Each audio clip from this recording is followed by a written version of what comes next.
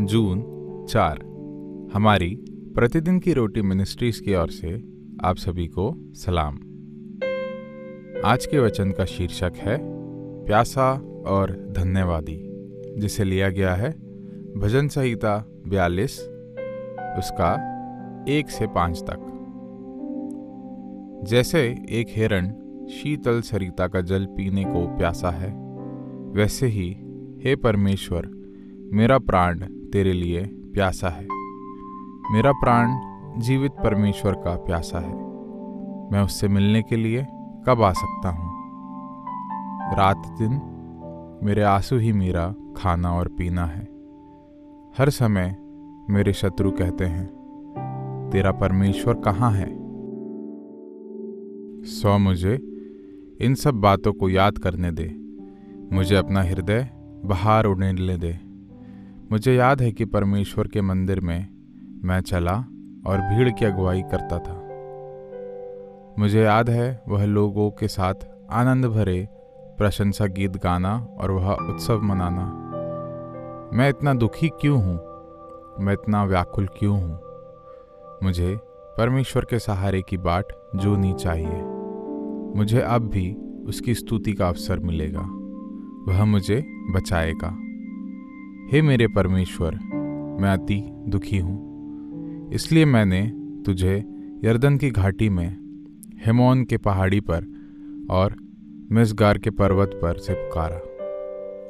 मुख्य वचन, जैसे हरिणी नदी के जल के लिए हाफती है, वैसे ही हे परमेश्वर, मैं तेरे लिए हाफता हूँ। भजन संहिता 42 उसका 1। प्यासा और धन्यवादी। मेरे 2 मित्र और मैं हमेशा से एक पहाड़ी रास्ते से पैदल यात्रा करना चाहते थे। आरंभ करने से पूर्व हमें आश्चर्य हुआ कि क्या हमारे पास पर्याप्त पानी था, क्योंकि हमने अपनी पदयात्रा आरंभ की थी और पानी तेजी से खत्म हो गया। हमारे पास पानी नहीं बचा था और किनारे तक पहुंचने के लिए अभी भी कोई रास्ता नहीं बचा था। हाफते हुए, प्रार्थना करते हुए चलते गए। फिर हमने एक कोने का चक्कर लगाया और एक चमत्कार घटित हुआ। हमने चट्टान की एक दरार में 3 पानी की बोतलें दबी हुई देखी, जिस पर लिखा था, जानता था कि आपको इसकी ज़रूरत है, आनंद लें। हमने अविश्वास से एक दूसरे को देखा, परमेश्वर को धन्यवाद कहा, कुछ बेहद ज़रूरी घूंट पिए और फिर आखिरी पड़ाव पर निकल पड़े। मैं अपने जीवन में इतना प्यासा और आभारी कभी नहीं हुआ। भजन संहिताकार के पास पहाड़ी यात्रा का कोई अनुभव नहीं था, लेकिन यह स्पष्ट है कि वह जानता था कि प्यास लगने पर और संभवतः डर लगने पर हरिणी कैसे व्यवहार करती है।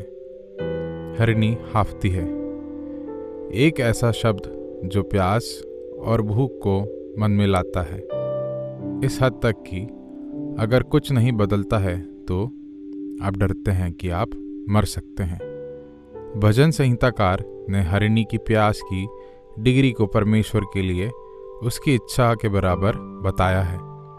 वैसे ही हे परमेश्वर, मैं तेरे लिए हाफता हूँ। अति आवश्यक जल की तरह परमेश्वर सदैव उपस्थित रहने वाला सहायता है। हम उसके लिए हाफते हैं क्योंकि वह हमारे थके हुए जीवन में नई ताकत और ताजगी लाता है। हमें दिन भर की तैयारी के लिए सुसज्जित करता है। इसे लिखा गया है जॉन ब्लेज ने। आपको कब तेज प्यास या भूख लगी और डर लगा? आपको परमेश्वर की उपस्थिति के लिए क्यों ललायित रहना चाहिए? आइए हम प्रार्थना करें। प्रेमी परमेश्वर, जब आप मुझे भर देते हैं, मैं उस नवीकृत सामर्थ्य के लिए आपका धन्यवाद करता हूँ, जिसे मैं अनुभव करता हूँ। आपके अलावा किसी अन्य स्रोत की तलाश करने के लिए मुझे क्षमा करें। आमीन।